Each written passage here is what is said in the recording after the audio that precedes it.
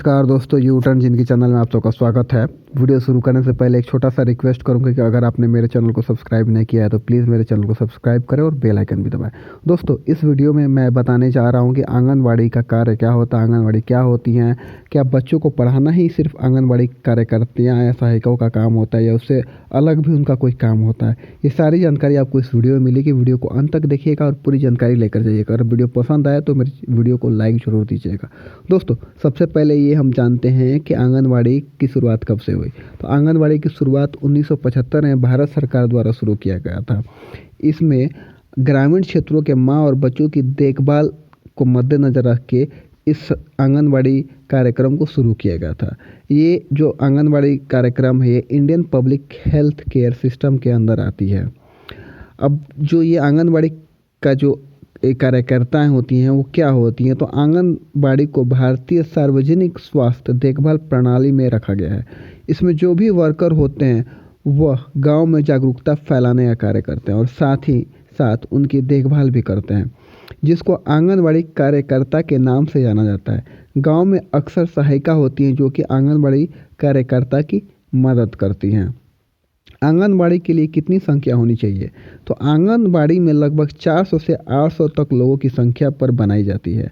एक ग्राम पंचायत में कितनी संख्या है उसके आधार पर आंगनबाड़ी केंद्र होते हैं। आंगनबाड़ी केंद्र को आंगनबाड़ी कार्यकर्ता तथा सहायिका चलाती हैं और इसके साथ साथ गांव में शिक्षा, स्वास्थ्य, ग्रामीण विकास और अन्य विभाग के ऑफिसर्स के साथ कोऑर्डिनेशन करती हैं।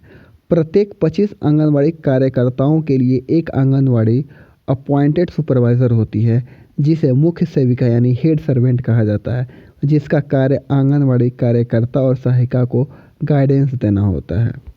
मतलब वो लोग इनको जो हेड सुपरवाइज़र होती हैं वो ये आंगनबाड़ी और सहायिका को गाइड करती हैं कि आपको कैसे काम करना है, किस तरह काम करना है, ये उनको ऑर्डर देती हैं, आदेश देती हैं। अब आंगनबाड़ी के काम क्या होते हैं, तो आंगनबाड़ी के कार्यकर्ताओं का काम होता है कि गांव के बच्चों को जो कि 3 से 6 साल के होते हैं उनके पोषण, स्वास्थ्य, उचित शिक्षा आदि देने का कार्य करते हैं और इसके साथ ग्रामीण गर्भवती महिलाओं को हेल्थ रेगुलर चेकअप अटेंशन करती हैं। मतलब इनका कार्य होता है कि 3 से 6 साल के जो बच्चे होते हैं गांव के, उनको सही तरीके से पोषण देना, उनके स्वास्थ्य का देखभाल करना और उचित शिक्षा देना। और साथ ही साथ अगर उस गांव में कोई गर्भवती महिला है तो उनके हेल्थ का ध्यान रखना, उनका रेगुलर चेकअप कराना, ये सारा कार्य आंगनबाड़ी कार्यकर्ताओं का होता है। अब आंगनबाड़ी में उपलब्ध कराई जाने वाली सेवाएं क्या क्या होती हैं, तो नवजात बच्चों और 6 से कम उम्र के बच्चों की देखभाल करना, कुपोषण या गंभीर बीमारी के केस को अस्पताल, समुदाय स्वास्थ्य केंद्र, जिला अस्पताल आदि में भेजना, गर्भवती महिलाओं की देखभाल और टीकाकरण करवाना, 6 वर्ष से कम आयु के बच्चों का टीकाकरण करवाने की जिम्मेदारी, 6 वर्ष से कम आयु के बच्चों को पोषक आहार देकर कुपोषण से बचाना, 3 से 6 साल के बच्चों की प्री स्कूल एक्टिविटीज़ कराना, 15 से 45 वर्ष के आयु वर्ग की सभी महिलाओं के लिए पोषण और स्वास्थ्य शिक्षा का ख्याल रखना, गर्भवती महिलाओं की प्रसव पूर्वक देखभाल तथा शिशुओं की देखरेख करने वाली माताओं की प्रसूतर देखभाल करना, कुपोषण अथवा बीमारी के गंभीर मामलों को अस्पतालों, समुदाय स्वास्थ्य केंद्रों अथवा जिला अस्पतालों में भेजना। अब ये तो डिटेल थी कि आपको कार्य क्या करना होता है, कैसे कार्य नहीं करना होता है। अब हम बात करते हैं कि शैक्षिक योग्यता के लिए अंक क्या होता है। तो इसमें महिलाओं को निर्धारित की गई योग्यता के मुताबिक कुल 7 अंक दिए जाते हैं। ग्रेजुएट की डिग्री के लिए कुल 2 अंक दिए जाते हैं। पोस्ट ग्रेजुएट की डिग्री के लिए 1 अंक दिए जाते हैं। नर्सरी टीचर या बाल सेविका का पद प्राप्त करने के लिए महिलाओं को 10 माह या इससे अधिक अनुभव होना चाहिए, जिसके लिए 3 अंक निर्धारित किए गए हैं। पति से 7 साल से अलग रह रहे वाली महिलाओं या अनाथ आश्रम में रहने वाली महिलाओं या फिर तलाकशुदा महिलाओं के लिए 3 अंक होता है। 40% या इससे अधिक विकलांगता वाली अभ्यर्थियों के लिए 2 अंक निर्धारित किए गए हैं। SC, ST, OBC संबंधित अभ्यर्थियों के लिए 2 अंक निर्धारित किए गए। पर्सनल इंटरव्यू में 3 अंक प्राप्त करना अनिवार्य होता है।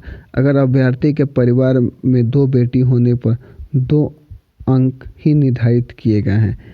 इस तरह अंकों का कुल योग करने के बाद महिलाओं और अभ्यर्थियों की मेरिट तैयार की जाती है, जिसके बाद उसकी भर्ती कर ली जाती है। तो दोस्तों ये डिपेंड करता है हर वैकेंसीज़ पे, ये ज़रूरी नहीं है कि हर बहाली पे ऐसा ही मापदंड होगा। ये डिपेंड करता है कि जब नोटिफिकेशन निकलता है तो उस टाइम बताया जाता है कि चयन की प्रक्रिया क्या होगी और मेरिट का आधार क्या होगा।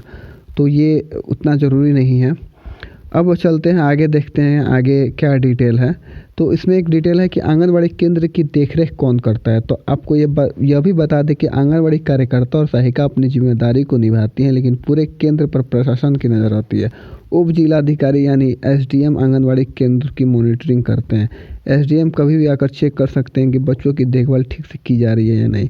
स्वास्थ्य सुविधा, शिक्षा, गर्भवती महिलाओं की देखभाल की जिम्मेदारी कार्यकर्ता और सहायिका ढंग से निभा रही हैं या नहीं।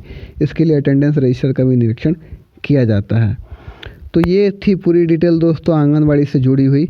आपको ये वीडियो पसंद आया हो तो कमेंट में ज़रूर अपना राय दीजिएगा। अगर मेरे चैनल को सब्सक्राइब अभी तक आपने नहीं किया है तो प्लीज़ मेरे चैनल को सब्सक्राइब कीजिएगा। मैं और भी इम्पोर्टेंट वीडियोस बनाकर आप लोग के लिए लाऊंगा जो कि आपके लिए यूज़फुल होगा। फिर मिलूँगा किसी नए अपडेट और किसी नए बहाली के साथ। धन्यवाद दोस्तों।